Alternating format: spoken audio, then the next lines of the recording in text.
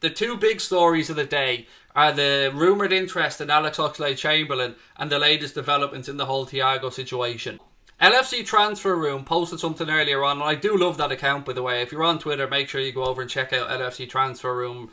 They're brilliant. I really do like them. So they posted a tweet earlier on to say that there are rumours that Wolves have made an offer to Liverpool for Alex Oxlade-Chamberlain. No figure was mentioned, but we did talk about the possibility of this on last night's show, and I have to be honest and say it's a complete coincidence. We did talk about the possibility of Alex Oxlade-Chamberlain moving on, and it is a coincidence that this story has come up today. I didn't have anything that I was holding back or anything like that, genuinely.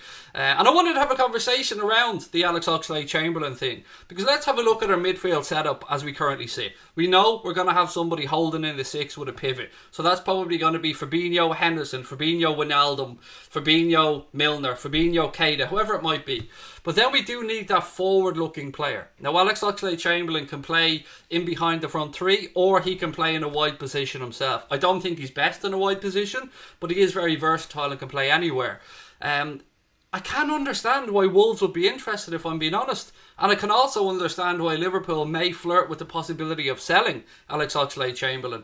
It's no secret that I really like Alex Oxlade-Chamberlain. I think he's a fantastic player. I think he's excellent around the dressing room and stuff by the looks of it. Always got a smile on his face. Always got something positive to say. How could you not love Alex Oxlade-Chamberlain? But in the cold light of day, if we're being really, really clinical about this, I can understand it. If the right offer came in and it allowed us to go out there and bring in somebody else, I have to say I'd understand it, folks. It's not my first thought. It's not that who I'd want to move on, but we do need to look at freeing up a midfield position if you guys want us to go out there and get Thiago. So I'm wondering, is this interest from Wolves real? Is the bid real? What the price tag is? I'd love to know your thoughts on this, because I know Alex Oxlade-Chamberlain can sometimes divide Liverpool fans, but the main point around this divisive nature of Chamberlain has never been his ability. It's never been the likeability of the guy. It's always been around the injury record for Alex Oxlade-Chamberlain. Now, no footballer wants to be injured, so you can never have a pop at a fella for being injured. He wants to play. He's got a short career. But is it time? Is it time that we do start to be more ruthless? Is it time that we remove the Shakiris? Is it time that we maybe look at... I'm not saying we proactively look to sell Alex Oxlade-Chamberlain, but if an offer comes in, like this one is rumoured to have come in from Wolves, what do we do? What do we do? What do we do at this time where money seems to be a genuine problem for us? Carl said, that flick chat is awesome. Come and join the fun. Thank you very much, Carl. And it is awesome. It's brilliant. I love it over there. Right, Lewis said, like the guy a lot, but we should let him go. Sarr in, just too many better options in midfield. And I hear you, Lewis. I hear where you're coming from. It is difficult, even with rotation, to think where Alex Oxlade-Chamberlain's going to get enough game time to perhaps make him happy. Again, this is not a dig at him in any way, shape or form. If Alex Oxlade-Chamberlain stays, I'll be sound. I love Alex Oxlade-Chamberlain. But I'm just trying to look at this through the eyes of this crazy situation that we're in the world right now. Again, I want to know your thoughts on it, because it's all very well and good me giving my 2 cents. This is a community show. What about Neves from Wolves? That's not going to happen anytime soon, mate. Nuno signed a new contract at Wolves. I think a 3-year extension. They're building there, and I think he's quite comfortable, to be honest with you, with the Portuguese contingent that's at Wolves. So I can't imagine he'll be moving anytime soon. What else we got? I would sell him. His value's going down. Said Sipsco 0-1. Liz said, take the how well do you know Craig quiz on Flick Chat. Yeah, please do. I'm genuinely intrigued by this one, because I set the questions, and some of them are... My wife couldn't even get them all right. I said this to you guys before. Right, we need midfielders. Right, let me move on. Thiago, ladies and gentlemen. I'm not going to keep you any longer. I'm going to go on to Thiago today. So, Ronan Murphy, who writes for Goal and a few other sites, tweeted this earlier on. Liverpool have made contact with Bayern Munich about Thiago, but think their asking price of €30 million is too high, and that's coming via Sport Bild. Now, The Star also ran a similar story to say that Liverpool had used intermediaries to get in contact with somebody at Bayern Munich to try and suss out the situation for Thiago. So I think we can safely say there is interest here from the club, despite what other people are saying about him not being an active target and stuff. I think there is interest here in Thiago, and I also think that maybe now with the situation over at Manchester United getting as bad as it's getting, they could perhaps look to Thiago as a reasonably priced alternative to maybe keep their fans happy in a window that looks like it's rather frustrating for those guys as well. So I think the Thiago situation, we're waiting to try and move players on. Genuinely don't think the club are trying to piss off Bayern Munich in any way, shape or form. There's been a lot of talk about disrespect and stuff like that, mainly coming out of the Bayern Munich side of things. We've seen Uli Hoeneß talk about this as well. He said that he thinks Liverpool are almost blackmailing. He said Liverpool and United actually are almost blackmailing Bayern Munich, and we're going to wait till the last week of the window and put in a really low offer.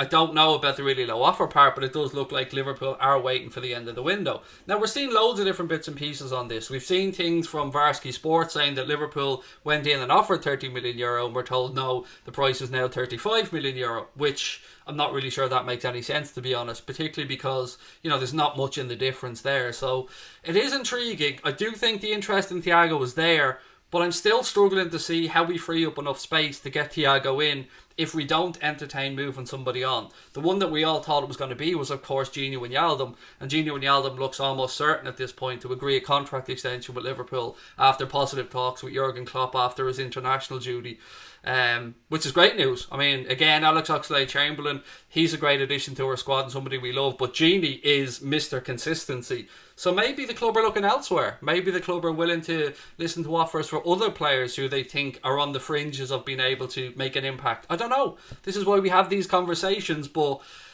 I don't believe for 1 minute there's no interest in Thiago. I just don't believe it. There's just too much stuff for there to be no interest. And even the James Pearces of this world won't flat out say there's no interest. He's saying that, and rightly so, Liverpool probably need to move a midfielder or two on to clear space there for Thiago, and of course to help free up funds as well. I don't know if I believe this getting in contact stuff though. It just seems a little bit unnecessary. I mean, Michael Edwards doesn't seem like the type of fella that goes backwards to come forwards, if you know what I mean. He looks like somebody who'd do this himself rather than going through intermediaries. It's weird for me. I don't know. This one is going to drag on though, folks. So we're going to have these daily Thiago talks, I'm afraid, until this one is completely finished. And how it ends, that much I can't say. That much I don't know for certain. It is frustrating though. We see a world-class player there, and he is world-class. We see a world-class player there, not just saying, come get me, basically almost begging for Liverpool to come in and get the deal sorted out so we can become a Liverpool player. He turned down the contract renewal at Bayern Munich. They offered him the terms that he'd asked for, but again, as I said to you last night, his head was clearly turned by Liverpool, and I don't see Jurgen Klopp as somebody who wants to leave a fellow like Thiago just sitting high and dry. If Kloppo has gone about his business and said that he wants to get Thiago in, and had conversations with his representative, and you've seen all the stuff about a contract being agreed, wages being no problem, agents' fees being no problem, it all seems to just come down to this 30 million that Bayern want, and the space in midfield, of course, as well. How confident are you that we get Thiago, said Curry. Probably a little bit more confident than I was yesterday, but not balls out confident.